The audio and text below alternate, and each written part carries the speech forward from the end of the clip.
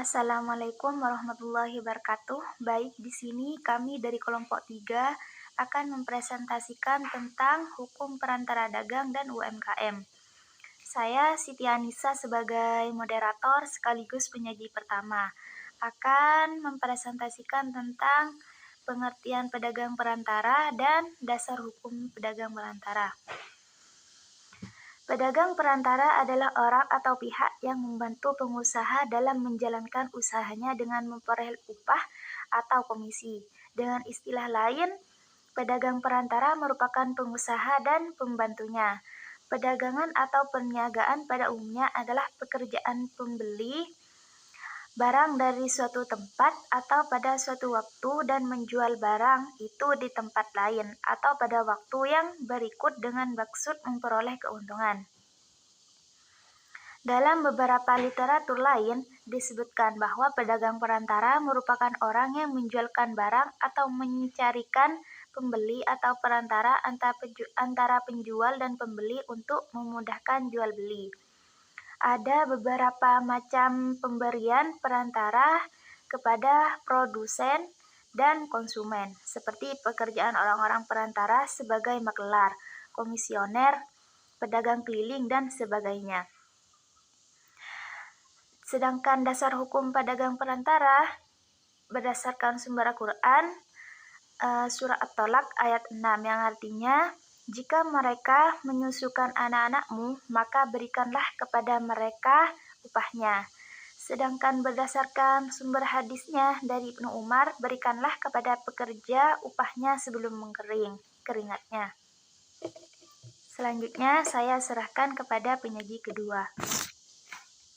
Assalamualaikum warahmatullahi wabarakatuh. Saya sebagai penyaji kedua akan menjelaskan tentang pengertian usaha mikro, kecil, dan menengah atau yang disebut dengan UMKM. Menurut UUD 1945, kemudian dikuatkan melalui TAP MPR tentang politik ekonomi dalam rangka demokrasi ekonomi, usaha mikro, kecil, dan menengah perlu diberdayakan sebagai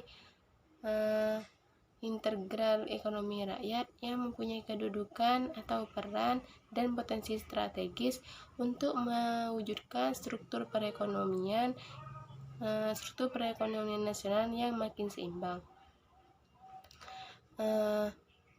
Selanjutnya dibuatlah pengertian UMKM melalui Undang-Undang Nomor 9 Tahun 1999 dan karena keadaan berkembang yang semakin dinamis dirubah ke Undang-Undang Nomor 20 Pasal 1 Tahun 2008 tentang usaha mikro, kecil, dan menengah. Maka pengertian UMKM ini ada 5 pengertian. Yang pertama yaitu usaha mikro adalah usaha produktif milik orang perorangan dan atau badan usaha perorangan yang memenuhi kriteria usaha mikro sebagaimana diatur dalam undang-undang. Yang kedua yaitu usaha kecil adalah usaha ekonomi produktif yang berdiri sendiri yang dilakukan oleh orang perorangan atau badan usaha yang bukan merupakan anak perusahaan atau bukan cabang perusahaan yang dimiliki. Dan ada yang ketiga, usaha menengah adalah usaha ekonomi produktif yang berdiri sendiri yang dilakukan oleh perorangan atau badan usaha yang merupakan anak perusahaan atau cabang perusahaan yang dimiliki. Yaitu ada juga yang keempat. Usaha besar adalah usaha ekonomi produktif yang dilakukan oleh badan usaha dengan jumlah kekayaan bersih atau hasil penjualan tahunan lebih besar dari usaha menengah. Ada juga yang kelima, dunia usaha adalah usaha mikro, usaha kecil, usaha menengah, dan usaha besar yang melakukan kegiatan ekonomi Indonesia dan berdomisili di Indonesia. Selanjutnya saya akan menjelaskan tentang hubungan pedagang perantara dengan UMKM. Keberadaan usaha mikro, kecil, dan menengah UMKM dalam perekonomian Indonesia memiliki peran strategis Di samping kedudukannya sebagai pemain utama dalam kegiatan ekonomi di berbagai sektor, UMKM juga merupakan aktor penting dalam pengembangan kegiatan ekonomi lokal, dan pemberdayaan masyarakat pun juga sangat didukung dengan upaya pedagang perantara, apalagi UMKM ini sudah modern yang sangat membutuhkan jasa perantara.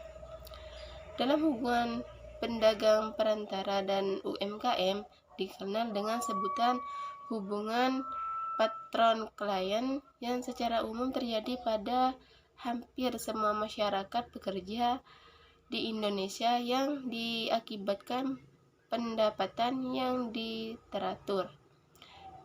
UMKM dituntut untuk selalu inovatif dan mengembangkan produk maupun metode pemasarannya untuk dapat melakukan langkah perbaikan dalam upaya meningkatkan daya saing produk UMKM tersebut. Diperlukan suatu sistem pemasaran yang tidak hanya menyentuh produk UMKM saja, melainkan juga harus menyentuh keinginan konsumen pasar. Ada beberapa kendala yang sering dihadapi oleh pengusaha UMKM di bidang pasar dan pemasaran, yaitu yang pertama, kesulitan pendapatan suplai bahan baku berkualitas dan kontinu. Yang kedua yaitu terbatasnya kemampuan untuk melakukan promosi dan berkompetisi di pasar bebas. Yang ketiga yaitu kurang diperhatikannya mutu produk dan arti kepuasan pelanggan. Yang terakhir yaitu pelaku UMKM juga cenderung menguasai pasar yang sempit sebagai akibat lemahnya kemampuan untuk berkompetisi dengan perusahaan besar dan kurangnya kesempatan yang diberikan oleh perusahaan besar untuk menjadikan UMKM sebagai mitra bisnisnya. Kemasan yang tidak menarik sehingga kurang diminati. Oleh karena itu, hubungan pedagang perantara UMKM sangat erat, mengingat kendala yang sering dialami UMKM dan menyebabkan pedagang perantara saling berhubungan satu sama lain. Mungkin hanya ini dari saya. Wassalamualaikum warahmatullahi wabarakatuh.